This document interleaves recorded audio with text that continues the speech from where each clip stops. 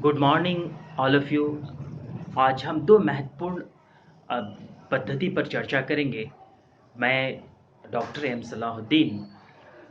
वो दो महत्वपूर्ण पद्धति क्या हैं दोस्तों? ये पद्धतियाँ ऐसी होती हैं, मेथड्स ऐसे होते हैं जिसके ज़रिए किसी चीज़ को आसानी के साथ ये उसको हम समझ सकते हैं, उनके बारे में बता सकते हैं, उनको समझ सकते हैं, उनके बारे में कुछ कह सकते हैं। चलिए देखते हैं कि पद्धतियाँ क्या हैं।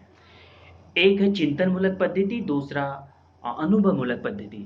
चिंतन मूलक पद्धति क्या है? पहले इसके बारे में हम चर्चा करते हैं। ज्ञान प्राप्त करने का वो तरीका जिसके जिसमें प्रस्तुत विषय के सारे तत्वों पर तो निरीक्षण हम नहीं कर सकते। जो विषय है उसके सारे तत्वों का निरीक्षण हम नहीं कर सकते, लेकिन अपने तर्क शक्ति, रीजनिंग के आधार पर उनके सारे संभावित पक्षों, परस्पर संबंधों, प्रभावों और परिणामों पर विचार किया जा सकता है। ये चार बिंदु आप ज़रूर याद रखिएगा, और ये याद रखने की चीज़ है कि ये चार अहम बिंदु हैं जिसके ज़रिए हम चिंतन मूलक पद्धति को समझ सकते हैं और उसके ज़रिए हम राजनीति शास्त्र के विभिन्न पहलुओं को देख सकते हैं। तो संभावित पक्षों, परस्पर संबंध, प्रभावों और परिणामों पर विचार करते हैं। इसी को आधार बनाकर विभिन्न विचारक, जितने हमारे विचारक हैं, विभिन्न विचारक एक ही विषय पर विभिन्न प्रकार की मान्यताएं प्रस्तुत करते हैं, देते हैं। विभिन्न प्रकार की मान्यताएं हमारे सामने प्रस्तुत करते हैं। मेरे ख्याल से ये चिंतन मूलक पद्धति का आसान तरीका है, आसान मेथड है।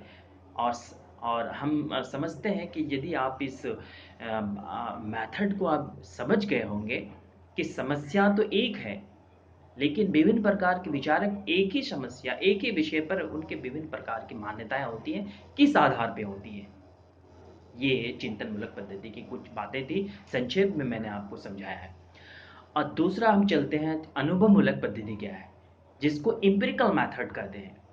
एम्पिरिकल मेथड ज्ञान प्राप्त करने का वो तरीका जिसमें हम अपने ज्ञानेंद्रिय, हम जानते हैं कि मनुष्य के अंदर ज्ञानेंद्रियां होती हैं, आँख, कान, नाक, त्वचा, टंग। ये ज्ञानेंद्रिय के जरिए हम किसी निष्कर्ष पे पहुंचते हैं। अर्थात ज्ञान प्राप्त करने का वो तरीका जिसमें ज्ञानेंद्रियों के आधार पर किसी एक निष्कर्ष पे पहुंचते हैं, कोई एक निष्कर्ष पे पहुंचता है जिसका सत्यापन किया जा सकता है। इसलिए कहा जाता है कि अनुभवमूलक ज्ञान ही संपूर्ण विज्ञान का आधार है। ये अनुभवमूलक ज्ञान ही संपूर्ण विज्ञान का आधार है। और राजनीति जो विज्ञान है, राजनीति शास्त्र में जो राजनीति विज्ञान है, आज हम कहते हैं कि राजनीति का भी जो और विषयों के तरह राजनीति का विज्ञान से इसका संबंध स्थापित हो जाए, तो वो इसी मेथड के ज़रिए इस बात को कहता है कि राजनीति विज्ञान एक विज्ञान में तथ्य जो है उसको हम बताते हैं। नेचुरल जो चीज़ जैसे है उसके बारे में बताते हैं, जो चीज़ जैसे है तथ्य है उसको वैसे बताते हैं। तो अर्थात राजनीति शास्त्र में दो ऐसे महत्वपूर्ण जो पद्धति जिसको मैंने आपके सामने में रखा, और ये अहम पद्धति है राजनीति शास्त्र को समझने के लिए। एक एम्पिरिकल मेथड, अनुभव चिंतन मूलक पद्धति, दूसरा अनुभव मूलक पद्धति, जिनको एम्पिरिकल मेथड कहते हैं।